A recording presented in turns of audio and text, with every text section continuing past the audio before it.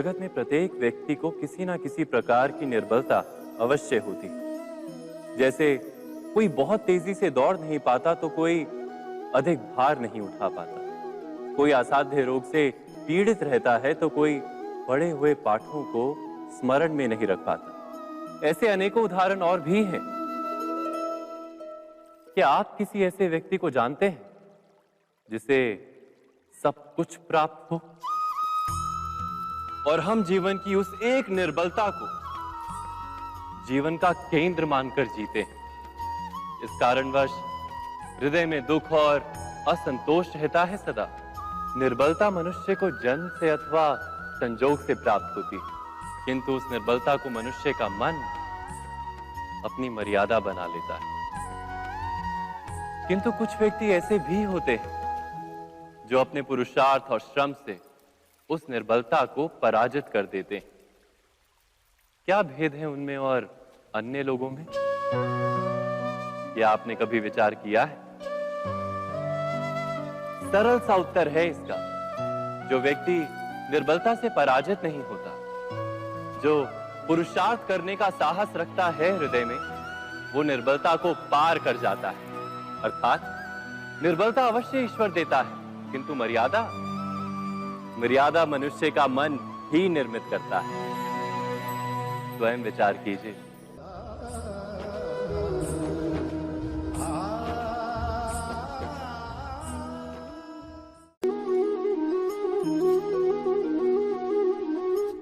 भविष्य का दूसरा नाम है संघर्ष। हृदय में आज इच्छा होती है और यदि पूर्ण नहीं हो पाती तो हृदय भविष्य की योजना बनाता है। भविष्य में इच्छा पूर्ण होगी ऐसी कल्पना करता रहता है, किंतु जीवन ना तो भविष्य में है ना अतीत में। जीवन तो इस क्षण का नाम है, अर्थात इस क्षण का अनुभव ही जीवन का अनुभव।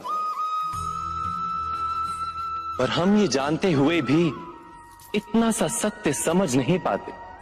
या तो हम बीते हुए समय के स्मरणों को घेर कर बैठे रहते हैं, या फिर आने वाले समय के लिए हम योजनाएं बनाते रहते हैं और जीवन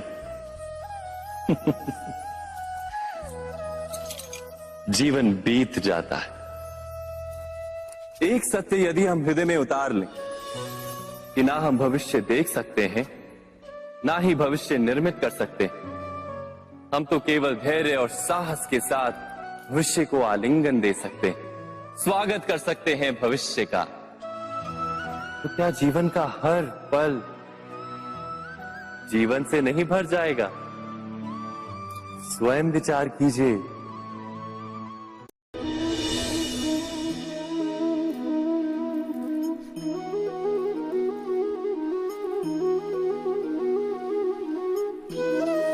ज्ञान प्राप्ति सदा ही समर्पण से होती है, ये हम सब जानते हैं। किंतु समर्पण का वास्तविक महत्व क्या है? क्या हमने कभी विचार किया? मनुष्य का मन सदा ही ज्ञान प्राप्ति में विभिन्न बाधाओं को उत्पन्न करता है। कभी किसी अन्य विद्यार्थी से ईर्ष्या हो जाती है, कभी पढ़ाए हुए पाठों पर संदेह जन्मता है और कभी गुरु द्वारा दिया गया दंड मन को अहंकार से भर देता है। नहीं, क्या ऐसा नहीं होता? न जाने कैसे कैसे विचार मन को भटकाते हैं और मन की इसी अयोग्य स्थिति के कारण हम ज्ञान प्राप्त नहीं कर पाते।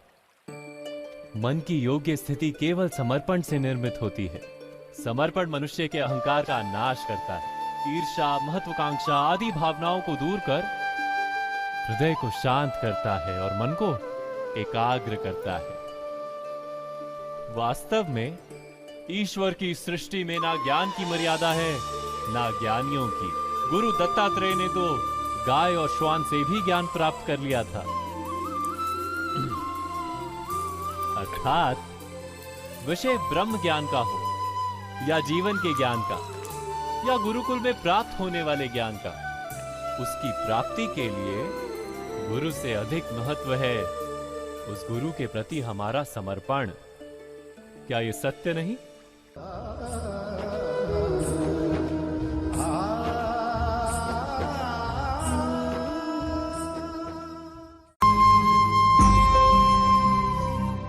प्रत्येक मनुष्य के जीवन में ऐसा क्षण अवश्य आता है जब सारे स्वप्न, सारी आशाएं, सारे दृश्य ध्वस्त हो जाते हैं। जीवन के सारे आयोजन ही बिखर जाते हैं। एक और धर्म होता है और दूसरी ओर सुख।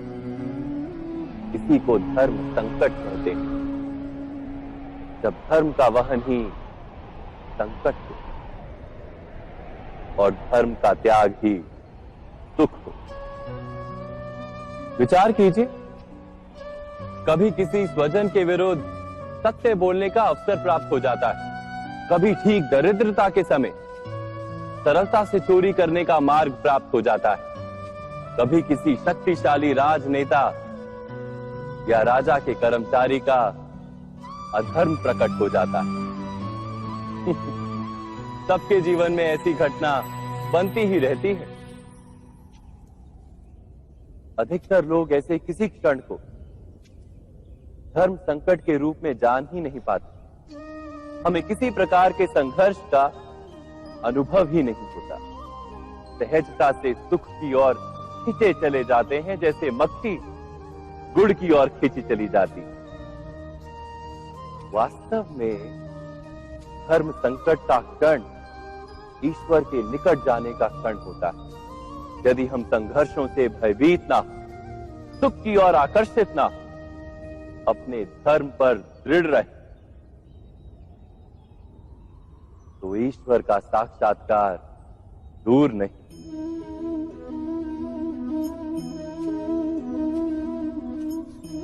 पवन से युद्ध करने वाला पत्ता यदि पेड़ से गिरता है तो भी आकाश की ओर उठता है। पवन से झुकने वाली घास वहीं भूमि पर रह जाती। अर्थात धर्म संकट से यदि हम संकट को ही टाल दें तो सुख तो मिलता है, जीवन बढ़ता है, किंतु क्या चरित्र नहीं टूटता? क्या आत्मा दरिद्र नहीं हो जाती? क्या ईश्वर से अंतर नहीं हो जाता? स्वयं विचार किए। दो व्यक्ति जब निकट आते हैं तो एक दूसरे के लिए सीमाएं और मर्यादाएं निर्मित करने का प्रयत्न अवश्य करते हैं। हम यदि सारे संबंधों पर विचार करें तो देखेंगे कि इन सारे संबंधों का आधार यही सीमाएं हैं जो हम दूसरों के लिए निर्मित करते हैं। और यदि अनजाने में भी कोई अन्य व्यक्ति इन सीमाओं को तोड़ता है तो उसी क्षण हमारा हृदय क्रोध से भर जाता है। इन सीमाओं का वास्तविक रूप क्या है? क्या हमने कभी विचार किया? सीमाओं के द्वारा हम दूसरे व्यक्ति को निर्णय करने की अनुमति नहीं देते। अपना निर्णय उस व्यक्ति पर थोपते, अर्थात किसी की स्वतंत्रता का अस्वीकार करते हैं। और जब स्वतंत्रता का अस्वीकार किया जाता है तो उसका हृदय दुख से भर जाता है। और जब वो सीमाओं को तोड़ता है तो हमारा हृदय क्रोध से भर जाता है। क्या ऐसा नहीं होता?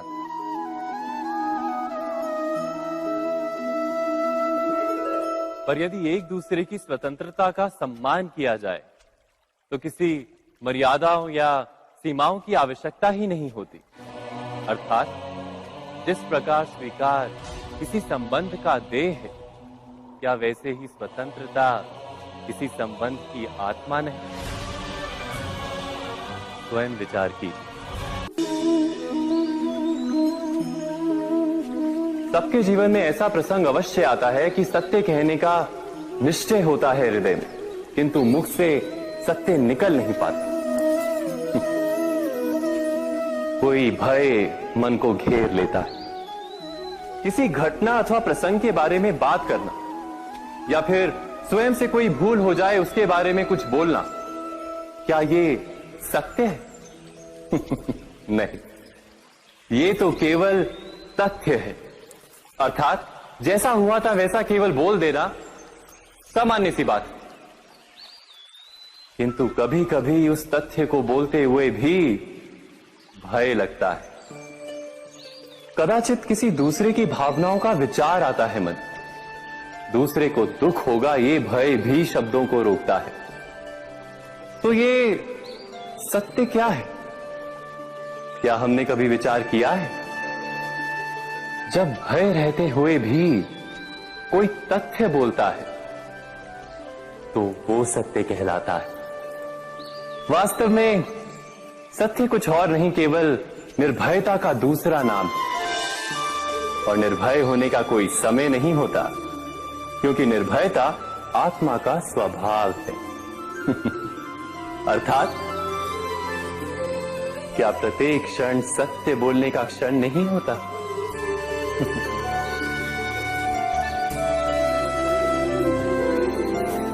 स्वयं विचार कीजिए।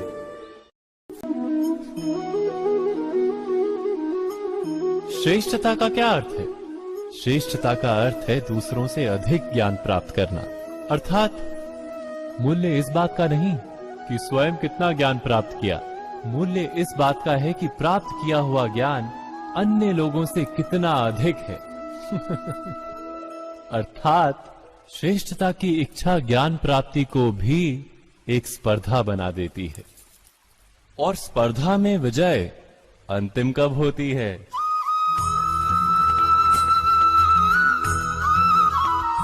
कुछ समय के लिए तो श्रेष्ठ बना जा सकता है, किंतु सदा के लिए कोई श्रेष्ठ नहीं रह पाता। फिर वही असंतोष, पीड़ा और संघर्ष जन्म लेता है। किंतु श्रेष्ठ बनने के बदले यदि उत्तम बनने का प्रयत्न करें तो क्या होगा? उत्तम का अर्थ है कि जितना प्राप्त करने योग्य है वो सब प्राप्त करना, किसी से अधिक पाने की इच्छा से नहीं, मात्र आत्मा की तृप्ति हेतु कुछ प्राप्त करना। उत्तम के मार्ग पर किसी अन्य से स्पर्धा नहीं होती, स्वयं अपने आप से स्पर्धा होती है। अर्थात उत्तम बनने का प्रयत्न करने वाले को देर अबेर सारा ज्ञान प्राप्त हो जाता है। बिना प्रयत्न के ही वो श्रेष्ठ बन जाता है। किंतु जो श्रेष्ठ बनने का प्रयत्न करता है वो श्रेष्ठ बने या ना बने, उत्तम कभी नहीं बन पाता।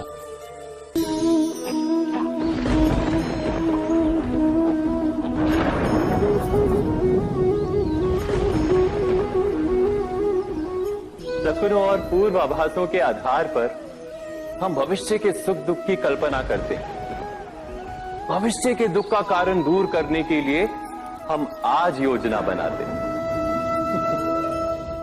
किंतु कल के संकट को आज निर्मूल करने से हमें लाभ मिलता है या हानि पहुंचती है?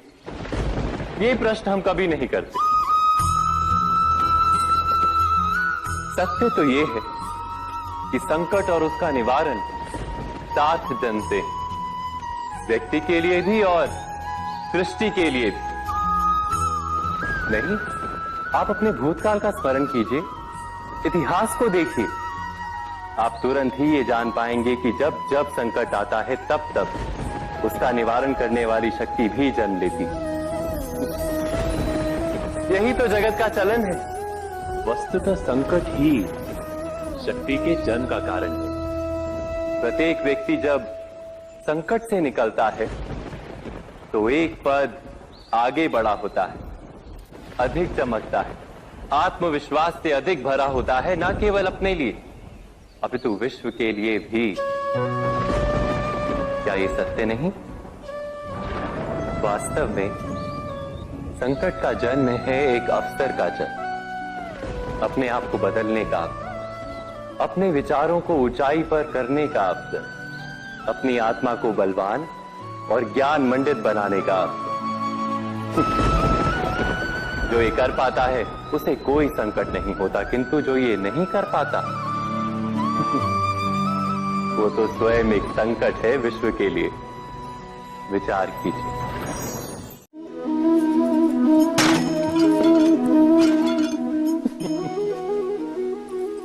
कभी कभी कोई घटना मनुष्य के जीवन की सारी योजनाओं को तोड़ देती और मनुष्य उस आघात को अपने जीवन का केंद्र मान लेता। पर क्या भविष्य मनुष्य की योजनाओं के आधार पर निर्मित होते हैं? नहीं। जिस प्रकार किसी ऊंचे पर्वत पर सर्वप्रथम चढ़ने वाला उस पर्वत की तलाई में बैठकर जो योजना बनाता है, क्या वही योजना उसे उस पर्वत की चोटी तक पहुंचाती है?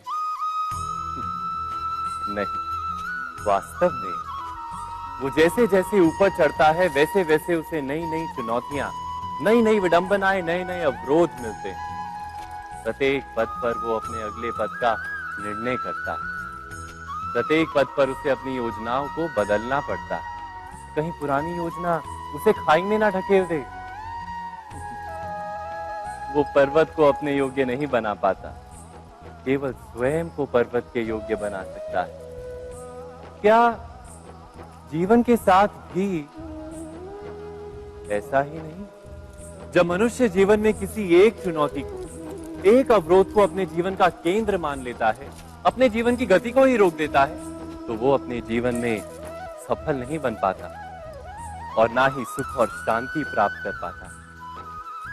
अर्थात जीवन को अपने योग्य बनाने के बदले स्वयं अपने को जीवन के योग्य बनाना ही सफलता और सुख का एकमात्र मार्ग नहीं? स्वयं विचार कीजिए।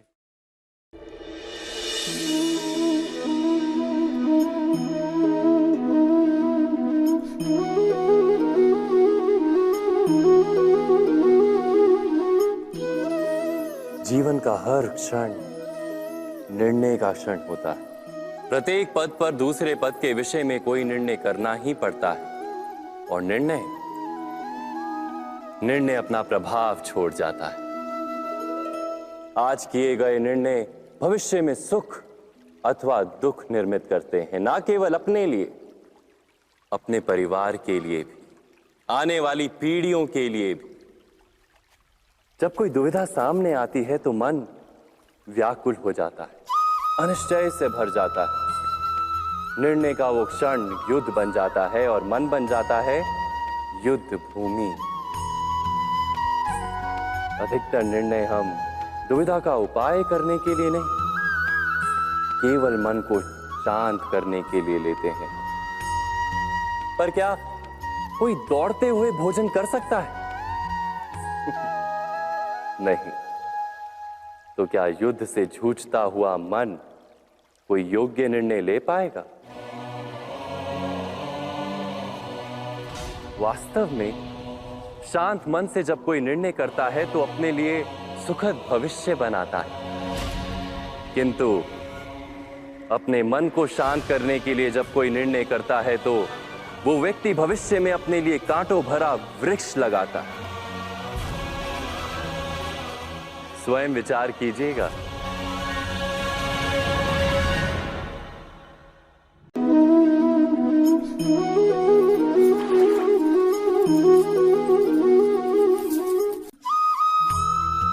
जीवन में आने वाले संघर्षों के लिए जब मनुष्य स्वयं को योग्य नहीं मानता, जब उसे अपने ही बल पर विश्वास नहीं रहता, तब वो सद्गुणों को त्याग कर दुर्गुणों को अपनाता है। वस्तुतः मनुष्य के जीवन में दुर्जनता जन्म ही तब लेती है जब उसके अंतर में आत्मविश्वास नहीं होता। आत्मविश्वास ही अच्छाई को धारण करता है। ये आत्मविश्वास है क्या?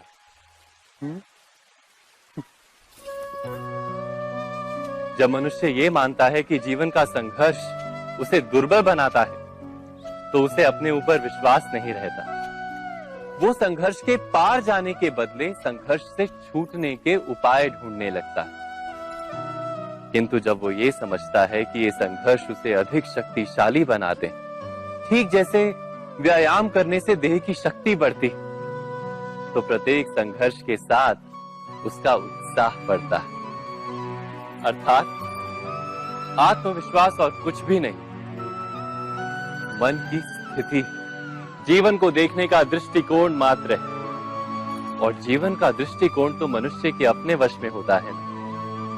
स्वयं विचार कीजिए।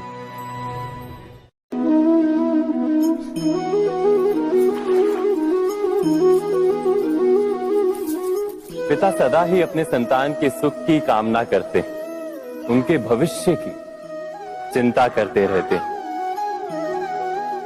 इसी कारणवश सदा ही अपने संतानों के भविष्य का मार्ग स्वयं निश्चित करने का प्रयत्न करते रहते हैं। जिस मार्ग पर पिता स्वयं चला है, जिस मार्ग के कंकर पत्थर को स्वयं देखा है, मार्ग की छाया, मार्ग की धूप को स्वयं जाना है, उसी मार्ग पर उसका पुत्र भी चले, यही इच्छा रहती है हर पिता की। निस्संदेह उत्तम भावना है ये, किंतु 3 प्रश्नों के ऊपर विचार करना हम भूल ही जाते हैं। कौन से प्रश्न? प्रथम प्रश्न, क्या समय के साथ प्रत्येक मार्ग बदल नहीं जाते? क्या समय सदा ही नई चुनौतियों को लेकर नहीं आता? तो फिर बीते हुए समय के अनुभव नई पीढ़ी को किस प्रकार लाभ दे सकते हैं?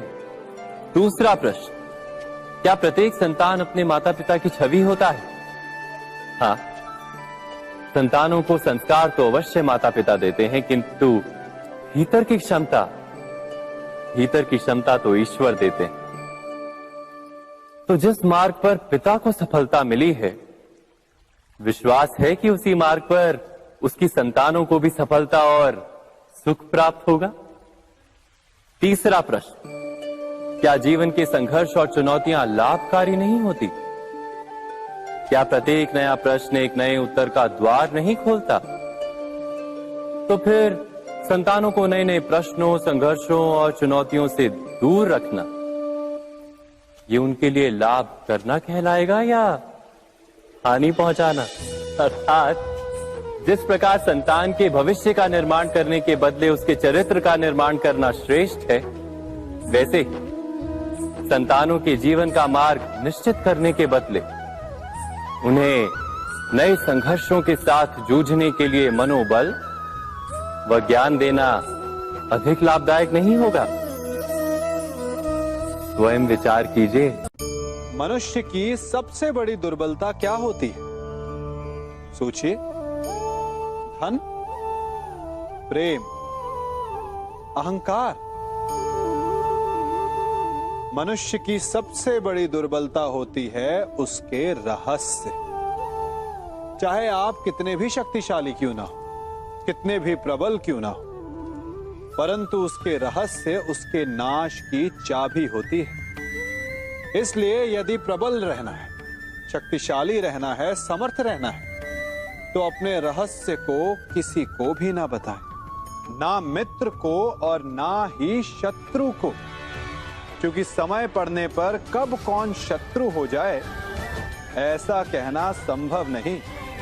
विभीषण को रावण के अमृत कुंड का ज्ञात था, इसीलिए प्रभु श्री राम रावण का वध करने में सफल हो सके। इसलिए उचित यही है कि आप अपने रहस्य को स्वयं तक ही सीमित रखें। मनुष्य जीवन की परीक्षा में सफल होने के लिए क्या नहीं करता? वो परिश्रम करता है, दौड़ भाग करता है, और ये सब करने के पश्चात भी जब उसका काम नहीं बनता तो वो नकल करता है ना?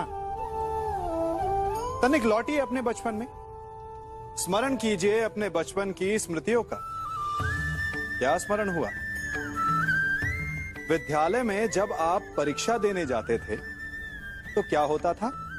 आप ना सही, परंतु कोई ना कोई सफलता पाने के लिए नकल करता ही था और उत्तीर्ण भी हो जाता था, है ना? परंतु जीवन की परीक्षा ऐसी नहीं होती। नकल करने वाला सफल नहीं होता। कारण विद्यालय में सबके प्रश्न पत्र एक होते थे, परंतु जीवन के प्रश्न पत्र और उनकी कठिनाई सबके लिए भिन्न होती, तो निश्चित रूप से उनके उत्तर भी भिन्न होंगे ना। इसलिए यदि आपको जीवन में सफलता पानी है तो नकल ना कीजिए, स्वयं के प्रश्नों का उत्तर स्वयं ढूंढिए और सफलता आपकी ही होगी। मनुष्य का जीवन हार और जीत विजय और पराजय, सफलता और असफलता के मध्य झूलता रहता है। आपके साथ भी ऐसा होता होगा, है ना? जब आप सफल होते हैं, किसी चुनौती पर विजय पाते हैं, तो मन प्रसन्नता से आनंद के उपवन में झूमने लगता है। और जब आप असफल होते हैं, तब मन दुख और पीड़ा के सागर में डूबने लगता है। परंतु वास्तव में सफलता और असफलता है क्या? तनिक ध्यान से सोचिए। ये केवल हमारी मनोस्थिति मात्र है। हमारी पराजय तब नहीं होती जब हमारा शत्रु विजय प्राप्त कर ले। हमारी पराजय तब होती है जब हम पराजय स्वीकार कर लें। हम असफल तब नहीं होते जब हम लक्ष्य ना पा सके। हम असफल तब होते हैं जब हम प्रयास करना बंद कर दें। इसलिए प्रयास करते रहें और हार ना माने, क्योंकि जिस दिन आप हार स्वीकारना बंद कर देंगे, जीत आपके चरणों में होगी।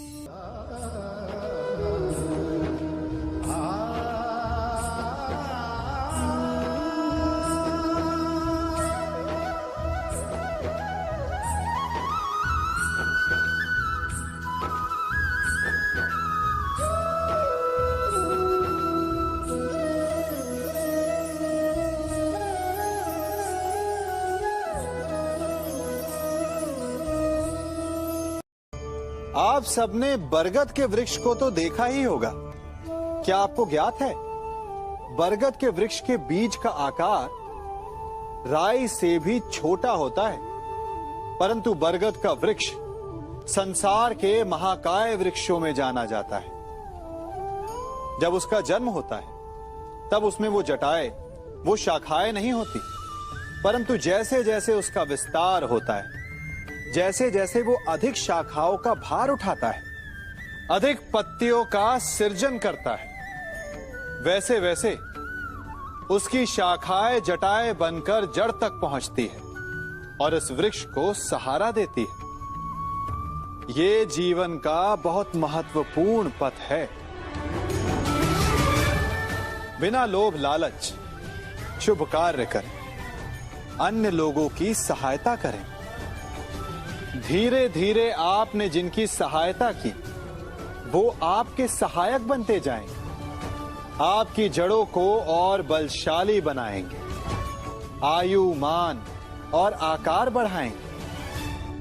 सहजीवन, सहायता और निष्काम कर्म आपको मृत्यु के पश्चात भी मरने नहीं देगा, आपको अमर रखेगा। हमारा शरीर प्रकृति का एक महान आविष्कार है। इससे जटिल संरचना संसार में और कोई नहीं। हमारा शरीर जितना जटिल है, यदि इसे ठीक से जाना जाए तो इससे अधिक सरल ज्ञान देने वाला और कोई नहीं। हमारे शरीर में पंच इंद्रियां होती हैं, जो हमें भाव, गुण और वस्तुओं का बोध कराती हैं। हमारे पास आंखें हैं, नाक है, स्पर्श के लिए त्वचा है, कान है और जीभा है। सबका भिन्न भिन्न कार्य है। आंखों से देखना, कानों से सुनना, नथनों से श्वास लेना, त्वचा से स्पर्श करना और जीभा से स्वाद लेना। परंतु क्या आपने कभी सोचा कि प्रकृति ने हमें 2 आंखें दी, 2 नथने दी, 2 कान दी, स्पर्श के लिए ये पूरा शरीर दिया, परंतु जीभा केवल 1 दी? ऐसा क्यों? क्योंकि प्रकृति चाहती है कि हम देखें अधिक, सुने अधिक और ज्ञान अधिक अर्जित करें, बोले कम। क्योंकि अधिक वाचाल नाश को निमंत्रण देता है। स्मरण रखिएगा।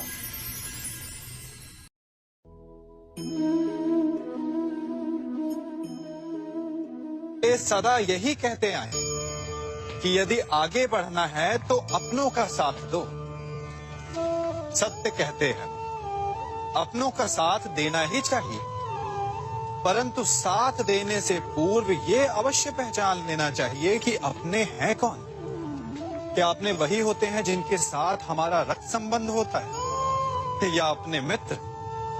अपने वो होते हैं जो हमें सद्कार्य के लिए प्रेरित करें, हमें आगे बढ़ाएं, हमारा साथ दें।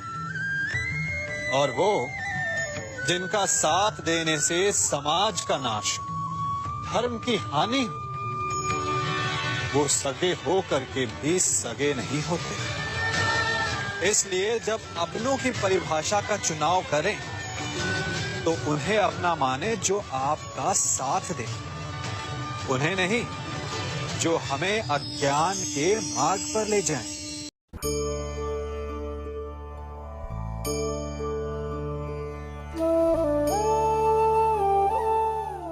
आप जिनसे प्रेम करते हैं सदा उनके समीप रहना चाहते हैं, नहीं चाहते कि कभी अपनों से दूर होना पड़े, बिछड़ना पड़े। परंतु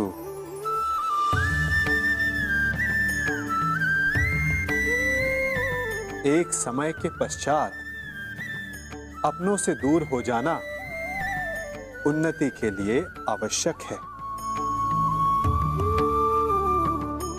आप माता पिता हैं ना? यदि आप अपनी संतान के जीवन के हर पग पर उनका मार्गदर्शन करते रहेंगे तो आपकी संतान स्वयं मार्ग चुनना कैसे सीखेगी? मार्ग के कांटों से स्वयं को बचाना कैसे सीखेगी? इसीलिए एक समय के पश्चात अपनों से बनाई गई दूरी सदा लाभदायक रहती है। आज मैं आप सबको एक कथा सुनाता हूं। एक दिन प्रातः एक व्यापारी अपने घर से निकला। घर से निकलते ही एक बिल्ली ने उस व्यापारी का मार्ग काट दिया। व्यापारी घबरा गया, वो फिर से घर लौट गया और शुभ घड़ी की प्रतीक्षा करने लगा। और जब वो पुनः अपने घर से निकला तब वो वाहन जा चुका था जिससे राजा तक पहुंचकर उसे भेंट देनी थी। राजा को भेंट नहीं मिली।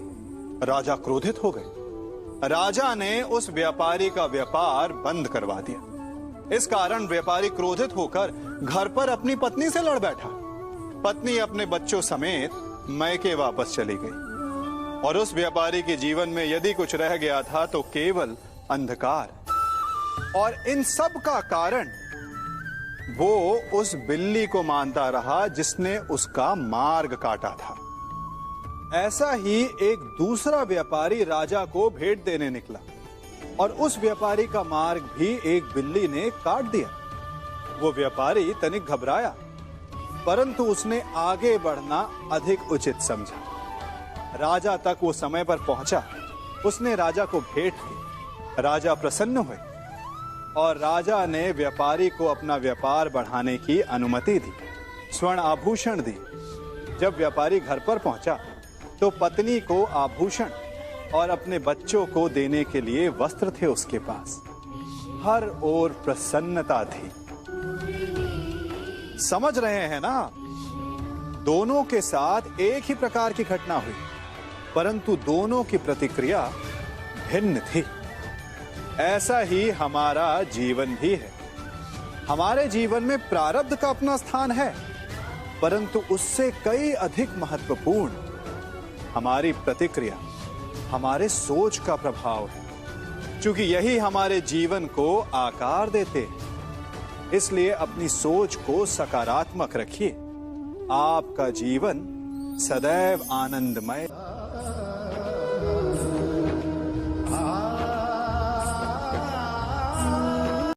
हम सभी अपने जीवन में कोई ना कोई कार्य करते हैं। कार्य करते हैं तो थकान की अनुभूति होती है और यदि थकान ना उतरे तो कार्य करने का मन नहीं करता। हम आशा करते हैं कि कदाचित एक दिन में 24 के स्थान पर 26 घंटे होते तो आराम करने के लिए हमें और अधिक समय मिल जाता। हमें ऐसा अनुभव होता है कि हम बहुत अधिक कार्य कर रहे हैं, है ना? परंतु क्या आपने कभी सोचा है कि जो लोग संसार में सफल हैं, उनके पास भी सफल होने के लिए दिन में केवल 24 घंटे थे। तो फिर वो सफल क्यों है? इसका एक छोटा सा रहस्य है। वो कार्य चुनते हैं जो उन्हें प्रिय है, जिसे करने में उन्हें आनंद आता है। उन्हें लगता ही नहीं कि वो कार्य कर रहे हैं, उन्हें लगता है कि वो प्रतिपल आनंद मना रहे हैं। और जब आप आनंद मनाते हैं तो थकान कैसी? इसलिए यदि आप जीवन में कोई भी कार्य करें तो वो आपके मन को भाना चाहिए, या जो कार्य आप कर रहे हैं उसे अपने मन को भा देने दो। सफलता आपको मिलेगी। कभी सोचा है हमारा जीवन भी उस रेत की घड़ी की भांति है? जो रेत नीचे गिर चुकी है वो हमारा अतीत है, जो अब भी ऊपर है वो हमारा आने वाला भविष्य है, और वर्तमान ये संकुचित स्थल है जहां से धीरे धीरे करके रेत गिर रही है। अर्थात हमारे पास जीने के लिए यही एक क्षण है। उसका उपयोग कैसे करना है ये हम पर निर्भर करता है। जो बीत गया उसका दुख मनाना है, या जो भविष्य में होने वाला है उसकी प्रतीक्षा में क्रोध करना है। सब कुछ करने के लिए यही एक क्षण है। प्रसन्न रहना है तो उसके लिए भी यही एक पल है। प्रतीक्षा करते रहोगे तो ये पल भी भूतकाल में बदल जाएगा। इसलिए आनंद के लिए, परोपकार के लिए प्रतीक्षा ना कीजिए। आपके पास जो पल है उनका भरपूर सदुपयोग कीजिए, क्योंकि इस घड़ी को पलटकर आप फिर से समय अवश्य गिन सकते हैं, परंतु अपना बीता हुआ समय आप वापस नहीं लौटा पाएंगे।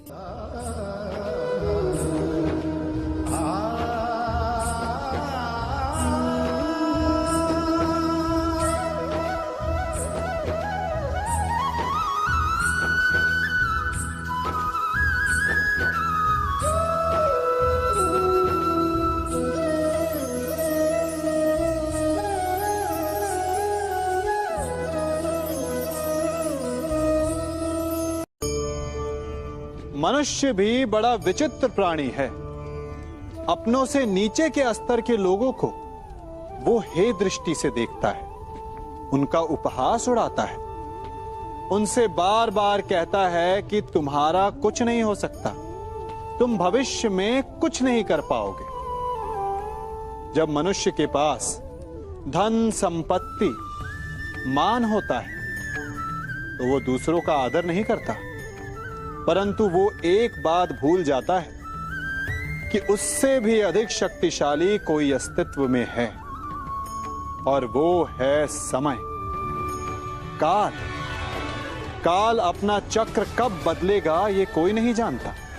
समय अपनी करवट कब लेगा ये कोई नहीं जानता।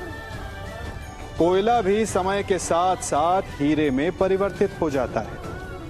इसलिए जीवन में कभी भी किसी का भी उपहास नहीं उड़ाना चाहिए।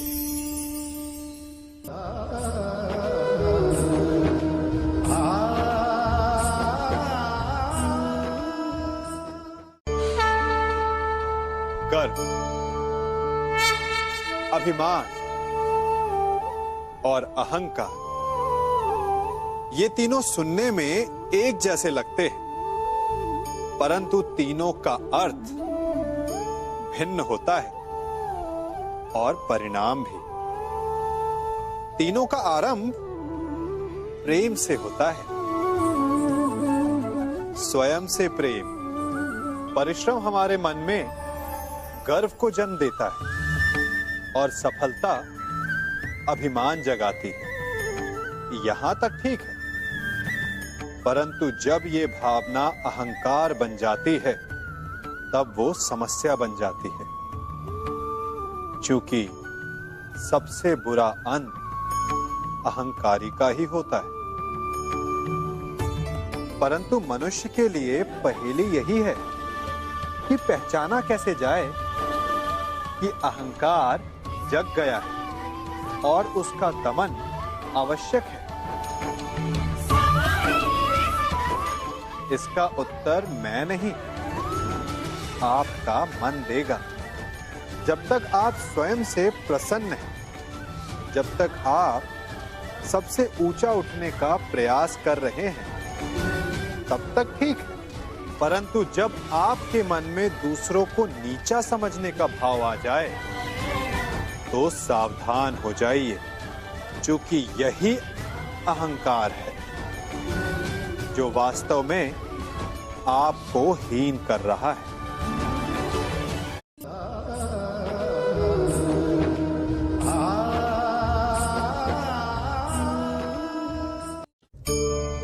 आज मैं आप सबको एक कहानी सुनाता हूं। एक दिन गोकुल में दो व्यापारी आए।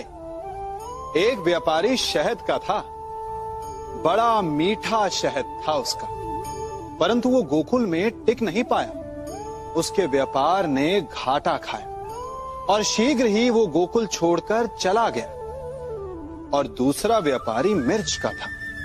पहले दिन वो एक पोटली लाया और दूसरे ही दिन वो पूरी बैलगाड़ी भर कर लाया और धीरे धीरे पूरी मथुरा में उसकी धाक जम गई। मुझे बड़ा आश्चर्य हुआ, तो मैंने बाबा से पूछा कि ऐसा क्यों कि एक मीठे शहद का व्यापारी कंगाल हो गया और एक मिर्च का व्यापारी धीरे धीरे नगर सेठ बन गया। बाबा मुस्कुराए और उन्होंने कहा कि मीठी बोली बोलने वाले की तीखी मिर्च भी बिक जाती है और जो कड़वी बोली बोलता है उसका मीठा शहद भी नहीं बिकता। वाह, कितने उत्तम विचार हैं उनके, और उचित ही है। मनुष्य अपने जीवन में सदैव अपने वचनों से उठता है और अपने वचनों से ही गिरता है। इसलिए अपने जीवन में सदैव मीठी बोली बोलने का प्रयास कीजिए, आपका जीवन सरल हो जाएगा। मनुष्य की सबसे बड़ी दुर्बलता क्या होती है? सोचिए। धन, प्रेम, अहंकार। मनुष्य की सबसे बड़ी दुर्बलता होती है उसके रहस्य। चाहे आप कितने भी शक्तिशाली क्यों ना हो, कितने भी प्रबल क्यों ना हो, परंतु उसके रहस्य उसके नाश की चाबी होती है।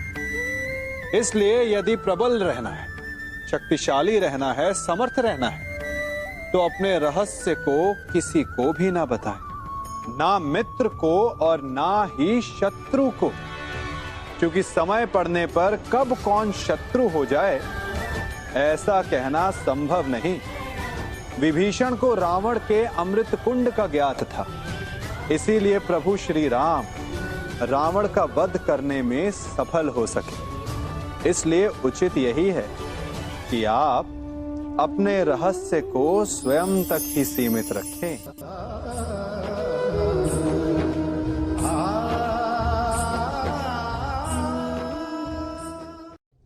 युवा अवस्था भी हमारे जीवन का कितना सुंदर काल होता है ना। बाहु में बल, मन में कुछ बड़ा कर जाने की चाह, आंखों में भविष्य के सुंदर और कोमल सपने। और इसी अवस्था में मनुष्य के भीतर पनपता है प्रेम। किसी को देखकर उस पर मन मोहित हो जाता है और फिर मनुष्य अपना सब कुछ उस पर न्यौछावर कर देना चाहता है। फिर प्रेम की परिणति होती है विवाह में। क्यों? सबको अपने खट्टे मीठे संस्मरण स्मरण हुआ है ना। परंतु यहीं से अधिकतर माता पिता और संतान के मध्य विचारों का विरोध प्रारंभ हो जाता है। संतान को लगता है कि उसका चुना जीवन साथी ही उसके लिए उपयुक्त है, और माता पिता को लगता है कि संतान अनजाने में भूल कर रही है। संतान का तर्क होता है कि उसे विवाह किससे करना है, ये उसका अधिकार है, और माता पिता का तर्क ये होता है कि अब भी जीवन साथी चुनने की समझ संतान में है ही नहीं। तो इस अवरोध को काटा कैसे जाए, उचित निर्णय कैसे लिया जाए? इसका एक ही मार्ग है, अपने उत्तरदायित्व का भान और अपनों से बड़ों के मापदंडों का भान। विवाह करने से पूर्व ये जान लेना आवश्यक है कि विवाह केवल अपने प्रेम को पाने का मार्ग नहीं है, अपितु विवाह से जीवन का एक नया द्वार भी खुलता है, और हर नए जीवन के साथ नए उत्तरदायित्व भी होते हैं। और यदि इन उत्तरदायित्वों को समझकर निर्णय लिया जाए तो विश्वास कीजिए, आपका दाम्पत्य जीवन आनंद से भरा रहेगा, और आपको कभी ये पछतावा नहीं होगा कि आपने कोई अनुचित निर्णय लिया।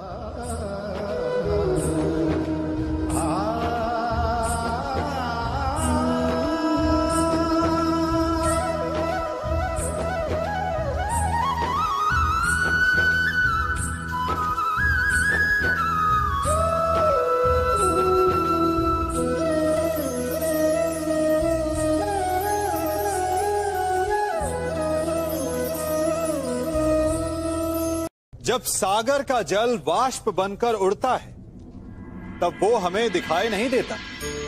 मेघ उस जल को अपने भीतर छिपा लेते हैं, लंबी यात्रा करते हैं, प्रयास करते हैं कि वो जल सदा उनके भीतर छिपा रहे, परंतु जब वायु का वेग उन्हें उड़ाकर किसी पर्वत से ले जाकर के टकरा देता है तब उन मेघों को बरसना ही पड़ता है, क्योंकि यही नियति है, यही प्रकृति है। क्योंकि जल को सागर में जाकर मिलना ही है। ठीक ऐसा ही हमारे साथ भी होता है। हम सत्य अपने मन के मेघों में चाहे जितना छिपाने का प्रयास कर लें, परंतु समय की आंधी उसे वास्तविकता के पर्वत से ले जाकर के टकराकर हमारे समक्ष ले ही आती है। जिस भय के कारण आप सत्य को सामने नहीं लेकर आना चाहते, एक दिन वही भय हमारे समक्ष आकर खड़ा हो जाता है, और फिर हम लाचार हो जाते हैं, क्योंकि हमने उस भय का सामना करने की तैयारी नहीं की होती। इसलिए सत्य से भागे नहीं, उसे छिपाए भी नहीं, उसे स्वीकार करें। भविष्य की बड़ी विपत्ति से बच जाएंगे।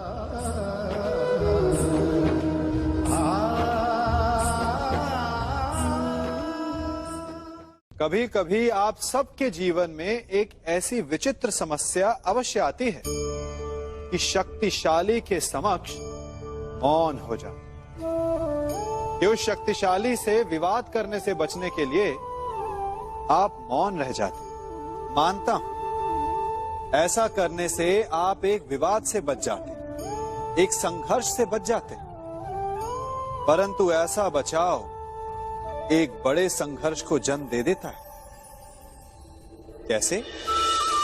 हमारा मौन रहना अनजाने में उसका समर्थन बन जाता है, और वो स्वयं को अधिक शक्तिशाली अनुभव करता है, और यहां से हमारा दमन प्रारंभ हो जाता है। एक के बाद एक हम अन्याय में अनचाहे रूप से सम्मिलित होते चले जाते हैं। तो इसका तोड़ क्या है? ये समझने के लिए ये जानना आवश्यक है कि ऐसी कौन सी बात है जो आपको विरोध करने से रोकती है। ये सामने वाले की शक्ति नहीं जो आपको रोकती है, ये आपके भीतर छिपा भय है जो आपको रोकता है। हाँ, कभी कभी भय आपकी सुरक्षा अवश्य कर सकता है, परंतु साथ साथ ये भी जानना आवश्यक है कि ये भय ही है जो आपको मौन भी रखता है। इसलिए अपने मन से भय को निकालिए और खुलकर अनीति का, अन्याय का विरोध कीजिए और फिर देखिएगा आपका मन कितना मुक्त, कितना हल्का अनुभव करेगा।